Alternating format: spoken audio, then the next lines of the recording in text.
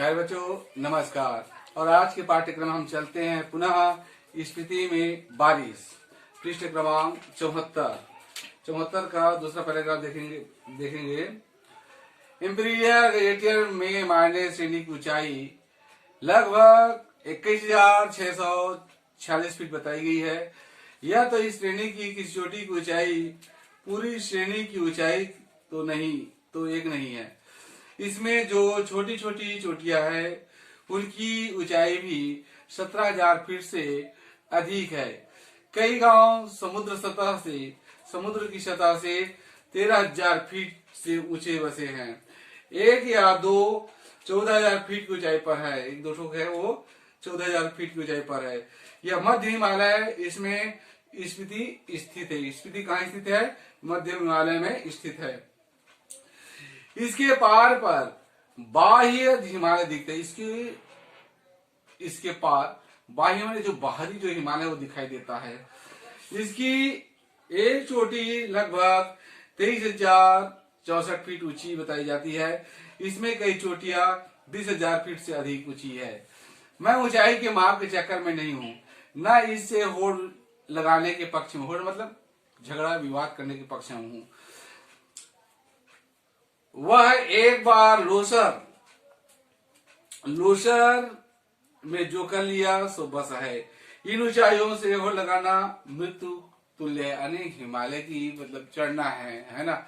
हिमालय की सतह पर सबसे पहले कदम रखने वाले कौन थे? टेन सिंह शेरपा है ना, ये नेपाल निवासी है। हिमालय की चोटी पर सबसे पहले महिला चढ़ने वाली कौन है? बछेंद्री पाल। एक नंबर का ये जनरल नॉलेज के लायक है, इसको भी आपको याद करना है। तो हिमालय पर चलना क्या है? मृत्यु को दावत देना है, तुल्य है। हाँ, कभी कभी उनका मान मर्दन करना मर्द और औरत की शान है। मान मर्दन करना पुरुष है, कभी स्त्री की शान है।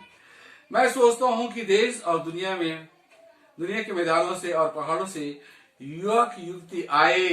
लोग क्या कहते हैं यहाँ? युवक युवती जो आप लोग पिकनिक मनाते हैं नए साल में, है ना, तो वो लोग कहते हैं कि यहाँ आए, बसे, खेले, कूदे, नाचे, गाए।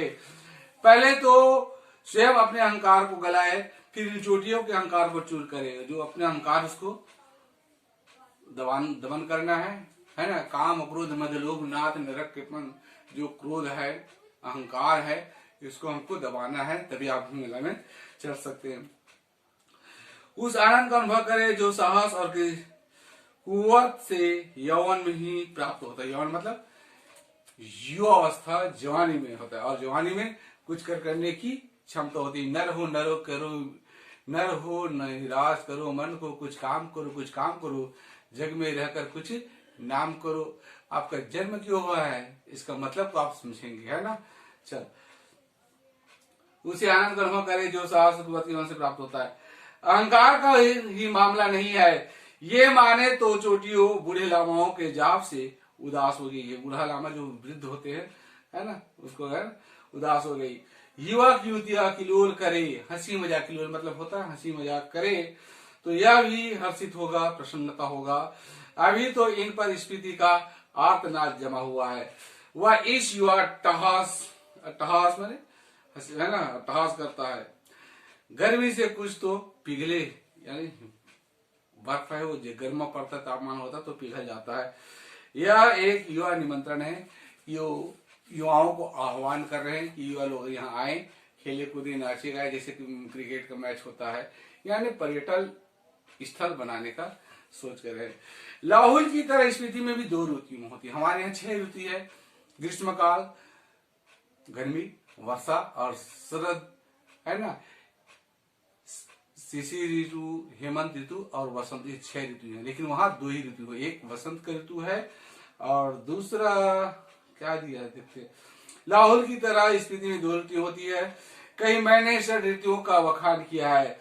वह अभ्यास दोष का अभ्यास अदत्तन। यहाँ जून से सितंबर तक की एक अल्पकालिक वसंत ऋतु है। वसंत ऋतु कब होती है? यहाँ पर जून से लेकर के सितंबर तक। और जून में हमारे यहाँ भीषण गर्मी पड़ती है, ग्रीष्म ऋतु कहलाता है। सितंबर अर्थात ये जुलाई, अगस्त, सितंबर, ये क्या है? हमारा वर्षा काल होता है ना। फिर शरद ऋतु आ गया है, अभी हेमंत ऋतु आ गया, फिर बसंत ऋतु होगा, और शेष वर्षा शीत ऋतु। 2 ऋतु है, एक वसंत ऋतु और दूसरा शीत ऋतु। बसंत ऋतु में जुलाई में औसत जो तापमान है 15 सेंटीग्रेड होता है, और शीत में और जनवरी में औसत तापमान 8 अंश रिकॉर्ड किया गया है। औसत से कुछ अंदाज नहीं लगाया जा सकता। बसंत में दिन गर्म होता है और रात ठंडी होती है बसंत ऋतु में। शीत में क्या होता है इसकी कल्पना ही की जा सकती है। ठंड ऋतु क्या होती है कल्पना की जाती है भाई। अभी देखो हम लोग यहाँ छत्तीसगढ़ है, मध्य छत्तीसगढ़ में है, और यहाँ भी हिमालय जो शीतलहर का कहर चल रहा है वो यहाँ तक आ रहा है, ठीक है ना। तो ये यहाँ और दिल्ली में भी तापमान बहुत न्यून है, ठंडी अधिक लगती है क्योंकि हिमालय से लगा होने के कारण। और कभी रहकर देखा जा सकता है। स्पीति में बसंत लाहौल से भी कम दिनों का होता है। बसंत में भी वहां फूल नहीं लगते। बसंत हमारे यहाँ बसंत ऋतु में सरसों का फूल खिले रहते हैं, गुलमोहर है और पलाश है, ये सब खिले रहते, रंग बिरंग है ना, मजा आता है इसको देखने में। परसा कहते हैं, परसा पानी एक वृक्ष होता है जिसको हम लोग पैसा बनाकर खेलते थे, पैसा गच्चा खेलते थे, आप लोग खेलते हैं कंचा का, उसी तरह से ये हुआ करता था। बसंत ऋतु में यहाँ फूल नहीं खिलते, न हरियाली आती है, न ही गंध होती है। दिसंबर से घाटी में फिर बर्फ पड़ने लगती है, अप्रैल मई तक रहती है। यहाँ ठंडक ही लाहौल से ज्यादा पड़ती है। नदी नाले सब जम जाते हैं, हवाएं तेज चलती है, मुंह हाथ और खुले अंग है उनमें जैसे सूल की तरह चुभती है। सूल मतलब कांटा की तरह। स्पीति में लाहौल से भी कम वर्षा होती है। मध्य हिमालय मानसून की पहुंच के परे है। यहाँ बरखा बहार नहीं होती। हमारे यहाँ बरखा रानी कहा जाता है। बरसात के महीने मजा आता है, और छोटे छोटे बच्चे लोग पानी में भीगते हैं, कीचड़ में खेलते हैं, बड़े मजा से आते हैं। और ऊपर छत का पानी निकले जिसको हम गोदा कहते हैं ना, उसमें नहाने का मजा ही कुछ और है। मध्य हिमालय मानसून की पहुंच के परे है। यहाँ बरखा बहार नहीं होती है। कालिदास को अपने ऋतु संहार है, वेणु संहार भी है उनका। कालिदास की जो रचनाएं हैं है ना, मेघदूत है ना, शकुंतला, ये 7 रचनाएं हैं, सभी जानते हो। और उसमें ऋतु संहार वर्षा का तो संहार ही करना पड़ता है, मारना पड़ता है, वर्षा ऋतु होती नहीं है। कालिदास में वर्षा की क्या ठाठ है, कालिदास को जो बताया गया, जिसमें मेघदूत आप सुने होंगे ना, और ऋतु संहार में ठाठ है। यहाँ वर्षा का वर्णन इस प्रकार शुरू होता है। आगे चलते पन्ना पलटेंगे। प्रिय जल की फुहारों से भरे बादलों के मतवाले हाथी पर चढ़ा हुआ है ना। बादल देखो, जब इंद्रदेव वर्षा करने निकलते हैं तो हाथी रावत हाथी में चढ़ के निकलते हैं, अपने बादलों को कहते हैं जाकर वर्षा वर्षो। ये इंद्र कहते हैं यहाँ वर्षो वहां वर्षो। काले मतवाले हाथी पर चढ़ा हुआ, चमकती हुई बिजली चमकते हैं कि झड़िया को फहराता हुआ, बादलों की गरज के नंगाड़े बजाता हुआ, कामीजनों का प्रिय पावस, राजाओं का ठाठ बाट बनकर आ पहुंचता है। कालिदास की जो रचनाएं हैं, मेघदूत, मेघ माने होता है बादल, दूत माने दूध। मेघ बादल को दूध बनाकर भेजते हैं। यहाँ जो यक्ष और यक्षिणी जो वीरम होते हैं, आषाढ़ माह से प्रथम दिशा, आषाढ़ माह का पहला दिन होता है, और यक्ष देखता है काली काली बादलों का घेरा बदल देते हैं तो याद करते हैं। उसके बाद उसको कहते हैं कि हे मेघ, मेरी जो वीरहणी यक्षिणी है वो कहाँ है, अलकापुरी में, वहां जाकर संदेश दो, क्योंकि आप तो हितैषी है ना, सबका काम करने वाले हो। इस तरह से कहते हैं। बहुत लंबा इसका कहानी, या पास में पहुंचता है। अच्छा कहाँ गया। कालिदास की वर्षा की शोभा विंध्याचल में है, हिमालय की इन मध्य घाटियों में नहीं है। मैं नहीं जानता कि इसका लालित्य लाहौल स्पीति के नर नारी समझ पाएंगे या नहीं। वर्षा उनकी संवेदन का अंग नहीं। वह यह जानते नहीं कि बरसात में नदियां बहती है। ये लोग कहाँ जानेंगे। यहाँ तो बरसात में नदियां उफान पर आते, कई दिन पहले बहुत वर्षा हुआ करती थी, झड़ी 7 दिन 8 दिन भारी वर्षा होती थी। अब तो वर्षा बहुत कम मात्रा में होती है, बड़ा मुश्किल से हम लोग धान पका पाते हैं बेटा। 2 साल तक तो वर्षा नहीं हुई, इस बार तो वर्षा हुई, अच्छी तरह से वर्षा हुई है। तो ये वर्षा न होने के कारण हमारे यहाँ जो पर्यावरण दूषित हो चुका है, वृक्षों की अंधाधुंध कटाई हो गई है, पेड़ कोई लगाते नहीं, पेड़ को काट डालते हैं लकड़ी जलाने के लिए, इमारती के लिए। अब तो खैर इमारती बंद हो गया है, सर भारत सरकार, मोदी सरकार करके घरों घर, हर घर, भारत का हर घर पक्की पक्की का होना है ना। और दे रहे हैं 1,20,000, उसी में बना रहे, थोड़ा पैसा और डाल लेते हैं, अच्छा नहीं घर बन रहा है। चलो आगे भी चलते हैं। वर्षा उनकी संवेदन का अंग नहीं है, वह नहीं जानती। अच्छा, बरसात में नदियां बहती है, बादल बरसते हैं, मस्त हाथी चिंघाड़ते हैं, जंगल हरे भरे हो जाते हैं, अपने प्यारों से बिछड़ी हुई और स्त्रियां रोती कलपति है, मोर नाचते हैं जंगल में, किसने देखा किसी ने देखा। कहते हैं बंदर चुप मारकर गुफाओं में छिप जाते हैं, पानी बरसते हैं ना तो बंदर क्या हो जाते हैं, छुप जाते हैं गुफाओं में जाकर। अगर कालिदास वो यहाँ आकर कहे कि अपने बहुत से सुंदर गुणों से सुहाने लगने वाली स्त्रियां का जी खिलाने वाली, पेड़ों की टहनियां, बेलों की सच्ची सखी तथा सभी जीवों का प्राण बनी हुई है। वर्षा ऋतु आपके मन की सब साधे पूरी कर देते हैं ना, है ना। पहले वर्षा ऋतु आते सावन झूला झूलू, है ना। ये बरसात में जब आएगा सावन का महीना, ये तरह से बहुत सारे गीत है। और वास्तव में पहले के गीतों में एक मधुर गान होती है, आजकल के गीतों में तो हम समझ नहीं पाते हैं आप लोग क्या क्या गाना सुनते हैं। और तो शायद स्मृति की नारियां पूछेंगी कि यह देवता कौन है, पानी की बरसाने वाला देवता कौन है, ये रहता कहाँ है, यहाँ क्यों नहीं आता। स्मृति में कभी कभी बारिश होती है, वर्षा ऋतु के हमन साथ पूरी करती है, धरती सूखी ठंडी और वंध्या बांझ बोलते हैं, बांझ रहती है। स्मृति में साल में एक ही फसल होती है। प्रश्न बनता है स्मृति में कौन सी फसल होती है, एक ही फसल होती है।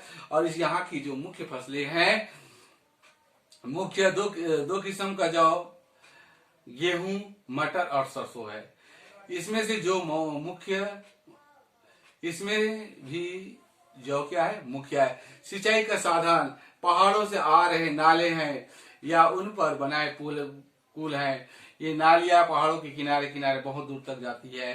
स्पीति नदी का घाट इतना चौड़ा है कि इसका पानी किसी काम का नहीं आ पाता है।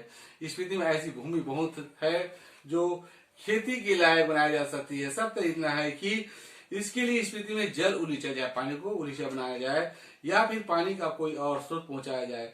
स्पीति में कोई फल नहीं होता है, हमारे यहाँ तो हर प्रकार के 12 महीने फल मिलते रहते हैं। आम का है, जामुन का है, सीताफल है, नींबू है, केला है, सब फलों से लदे हुए हैं। और मटर और सरसों को छोड़कर कोई सब्जी नहीं होती यहाँ। मटर और सरसों की अतिरिक्त कोई सब्जी नहीं होती। हमारे यहाँ तो सब लाल भाजी, पीले क्या क्या भाजी बोलते हैं ना, पालक, चौलाई, जितने भर की भाजी है, लच्छी, हमारी सब तरह की सब्जी उगाई जाती है।